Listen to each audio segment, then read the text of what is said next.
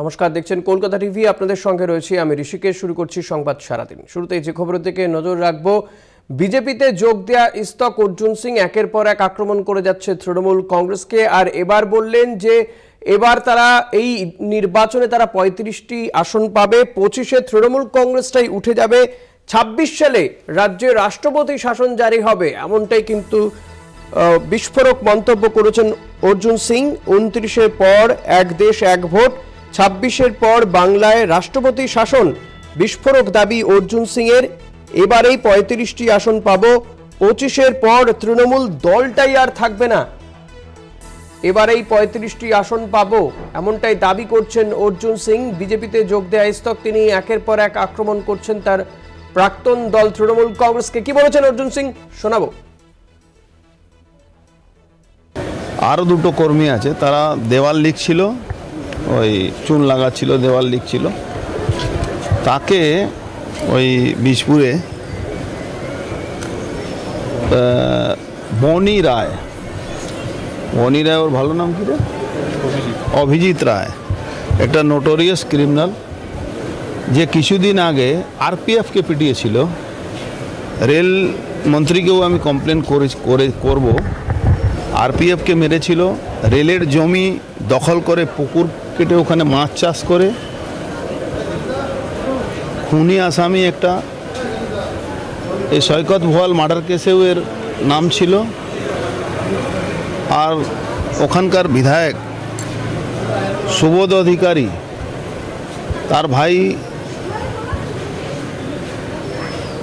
ওর ভাই নাম কি রে, কমল অধিকারী। এই দুজনের নেতৃত্বে মানে একটা এক্সটর্শন রাজ চলে ওখানে। কোনো ব্যবসায়ী ভালোভাবে থাকতে পারে না, কোনো কর্মী, বিরোধী দলের কর্মী, সিপিএম হোক, কংগ্রেস হোক, বিজেপি হোক, কেউ থাকতে পারবে না। কোনো গণতান্ত্রিক অধিকার ওখানে কারো নেই। মানুষের অধিকার কেড়ে নেওয়ার জন্যে একটা গুন্ডা রাজ কায়েম করেছে। কোনো হকারকে বসতে দেওয়া হবে না, পার্টি রাজনীতি কর্মী কোনো রাজনীতি করতে পারবে না। আর তার মদত করছে ওখানকার আগে ইন্সপেক্টর ছিল পান্ডে, জেপি পান্ডে, এক নাম 2 নম্বরই লোক, শাসনের ওই বারাসাতে ছিল। তার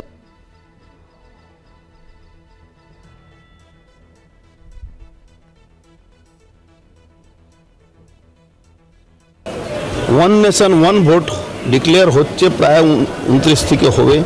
26-এর পরে কিন্তু বাংলায় রাষ্ট্রপতি শাসন হবে। তার আগে এই দলটা থাকবে কি না থাকবে, 25-26টা সিট আমরা আপনাদের যে সার্ভে রিপোর্ট বলছে এটা 35-এ যাবে। তখন কি হবে এই দলের, এই গুন্ডাদের, এই পুলিশদের, সেটা তারা বুঝবে। সময় আসছে না, সময় পরে।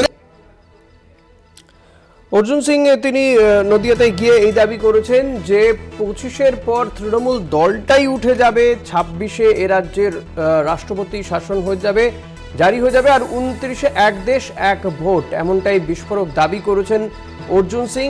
তার আরও দাবি যে এবছরই অর্থাৎ এবারে যে লোকসভা নির্বাচন হতে চলেছে সেই লোকসভা নির্বাচনে তারা 35টি আসন পাবে। অর্থাৎ অমিত শাহ যে দাবি করছেন সেই একই দাবি শোনা গিয়েছে অর্জুন সিং এর গলায়। এ নিয়ে কথা বলবো, আমাদের প্রতিনিধি সুবল মজুমদার রয়েছেন। সুবল, অর্জুন সিং যখন এই মন্তব্য করছেন তখন তৃণমূল কংগ্রেসের কি রিয়াকশন, স্থানীয় তৃণমূল নেতৃত্ব তারা কি বলছেন? দেখো, তৃণমূল কংগ্রেসের থেকে কোনো প্রতিক্রিয়া পাওয়া যায়নি, কিন্তু যেটা আজকে যে মানে গতকাল রাতে বিজেপি কর্মী বাবলু মন্ডল, যাকে মারধরের অভিযোগ করেছে তৃণমূল দুষ্কৃতীরা, সে ভর্তি আছে কল্যাণী জেএনএম মেডিকেল কলেজ হাসপাতালে, সেখানেই দেখতে আসেন তাকে। এবং তিনি তাকে দেখার পর তিনি এখানে দাঁড়িয়ে মন্তব্য করেন, বিভিন্ন মিডিয়াতে 25টা আসন পাবে বলে দেখাচ্ছে সমীক্ষাতে। তার দাবি 25 নয়, সেটা প্রায় 35টাই পাবে, এরকমটাই তিনি দাবি করেছেন। এবং পাশাপাশি তিনি সুবল থাকো তুমি আমাদের সঙ্গে। এই মুহূর্তে আমরা টেলিফোনে যোগাযোগ করতে পেরেছি তৃণমূল মুখপাত্র শান্তনু সেনের সঙ্গে। শান্তনুদা, কলকাতা টিভিতে আপনাকে স্বাগত জানাবো। অর্জুন সিং তিনি বিস্ফোরক দাবি করছেন, তার বক্তব্য এবার তারা 35টি আসন পাবে, 25-এর পর তৃণমূল দলটাই উঠে যাবে, 26-এ রাষ্ট্রপতি শাসন জারি হবে এ রাজ্যে।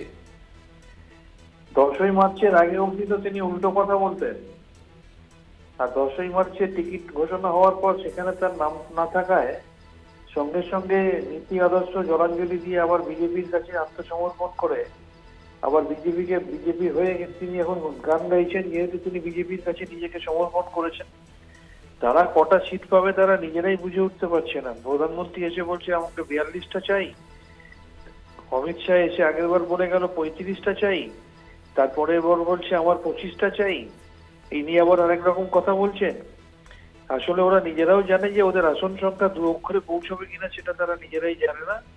তারা জানে যেভাবে তাদের পায়ের তলার মাটি সরে যাচ্ছে, তাদের বাঙালি বিদ্বেষী আচরণ বাংলার মানুষের কাছে যেভাবে পরিষ্কার হয়ে গেছে, তাতে বাংলার মানুষ মমতা বন্দ্যোপাধ্যায়ের উন্নয়নকে আঁকড়ে ধরে এই বাংলা বিদ্বেষী বিজেপিকে বর্জন করছে। অতীতের নির্বাচনগুলোতে এই লোকসভা নির্বাচনে তো একই কাজ হবে, সেটা তারা বুঝতে পারছে। শুধুমাত্র তাদের কর্মীদের চাঙ্গা করার জন্য এই ধরনের কথা বলছে। ধন্যবাদ শান্তনুদা। কথা বলছিলাম তৃণমূল মুখপাত্র শান্তনু সেনের সঙ্গে। শান্তনুদা যেমন বললেন তৃণমূল মুখপাত্র যে শুধুমাত্র দলের কর্মীদের চাঙ্গা করার জন্যই এই কথা বলছেন অর্জুন সিং। 10ই মার্চের আগে তিনি এর উল্টোটাই বলতেন, অর্থাৎ তখন তিনি তৃণমূল কংগ্রেসের ছিলেন। সুবল মজুমদার রয়েছেন। সুবল, যেমনটা তুমি জানাচ্ছিলে যে সেখানকার তৃণমূল নেতৃত্বের কোনো বক্তব্য যেমন পাওয়া যায়নি, কিন্তু তৃণমূল বলছে যে দলের কর্মীদেরকে চাঙ্গা করার জন্যই অর্জুন সিং এই মন্তব্য করেছেন। একেবারে দেখো, ইলেকশন মানে ভোট যত এগিয়ে আসছে, মনোবল বাড়ানোর জন্য প্রত্যেক নেতাই এরকম চেষ্টা করছে। তার ব্যতিক্রম অর্জুন সিংও নয়। এবং অর্জুন সিং এক্ষেত্রে যেটা বলতে দাবি করেছেন যে বিভিন্ন মিডিয়া যে ধরনের সমীক্ষা করছে, কেউ 23, কেউ 25, কেউ 19, এরকম যে মিডিয়াগুলো। সুবল, অনেক ধন্যবাদ তোমাকে। এই মুহূর্তে আমরা টেলিফোনে যোগাযোগ করতে পেরেছি কংগ্রেস নেতা সৌম্য এইচ রায়ের সঙ্গে। সৌম্যদা, স্বাগত কলকাতা টিভিতে আপনাকে। অর্জুন সিং তিনি বলছেন যে এবার তারা 35টি আসন পাবে এ রাজ্যে, 26-এর পর বাংলায় রাষ্ট্রপতি শাসন জারি হবে। না, আপনারা যদি গত বছরের অর্জুন বাবুর কোনো বাইট দেখান, দেখবেন ঠিক একই কথা উনি বিজেপির বিরুদ্ধে বলেছে।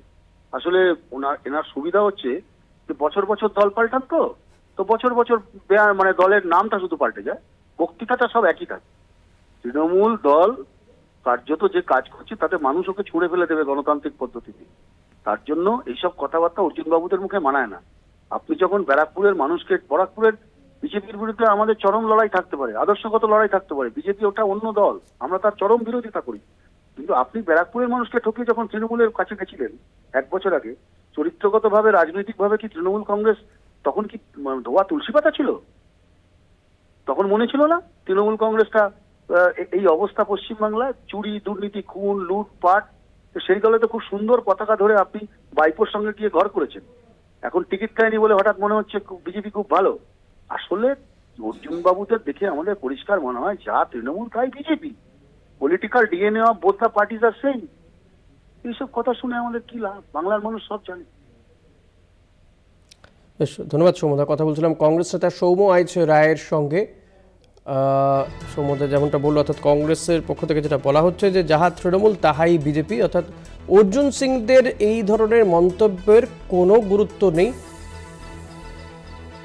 এই মুহূর্তে আমরা টেলিফোনে যোগাযোগ করতে পেরেছি সিপিআইএম নেতা তন্ময় ভট্টাচার্যের সঙ্গে। তন্ময়দা, স্বাগত আপনাকে কলকাতা টিভিতে। অর্জুন সিং তিনি বলছেন যে 26-এ এ রাজ্যে রাষ্ট্রপতি শাসন জারি হবে এবং এইবার তারা 35টি আসন পাবে এই লোকসভা নির্বাচনে। কি বলবেন?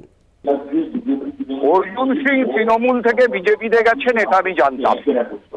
অর্জুন সিং বিজেপি থেকে তৃণমূলে এসছেন এটা আমি জানতাম। আবার অর্জুন সিং তৃণমূলে টিকিট না পেয়ে বিজেপিতে গেছেন এটা আমি জানতাম। কিন্তু অর্জুন সিং তৃণমূল বিজেপি ছেড়ে জ্যোতিষ চর্চায় গেছেন এটা আমি জানতাম না। তিনি কবে এত বড় জ্যোতিষী হলেন যে 2026 সালে রাষ্ট্রপতি শাসন হবে বলে দিচ্ছেন? কবে তিনি এত বড় জ্যোতির্বিদ হলেন যে বিজেপি 35টা আসন পাবে বলে দিচ্ছেন? এত বড় জ্যোতিষী আমাদের রাজ্যে আছে যখন, তখন আমাদের রাজ্যে নির্বাচন করার দরকার কি? অর্জুন সিং এর কাছ থেকে হাত দেখিয়ে সমস্ত প্রার্থীদেরকে সার্টিফিকেট দিয়ে দিলেই তো হয়, যে জিতবে আর যে জিতবে না। পাগল হয়ে গেছেন নাকি?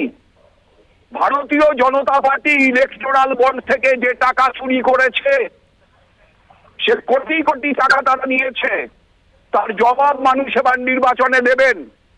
আপনি নিশ্চিত থাকুন, ভারতীয় জনতা পার্টি এই রাজ্যে ভয়ঙ্কর খারাপ পরিস্থিতিতে পড়বে। তৃণমূল কংগ্রেস আরো খারাপ পরিস্থিতিতে পড়বে। চোরেদের সঙ্গে, ডাকাতদের সঙ্গে এই রাজ্যের মানুষ সম্পর্ক রাখবে না। বেশ, ধন্যবাদ তন্ময়দা। কথা বলছিলাম সিপিআইএম নেতা তন্ময় ভট্টাচার্যের সঙ্গে। অর্জুন সিং কি বলেছেন শুনুন আরো একবার।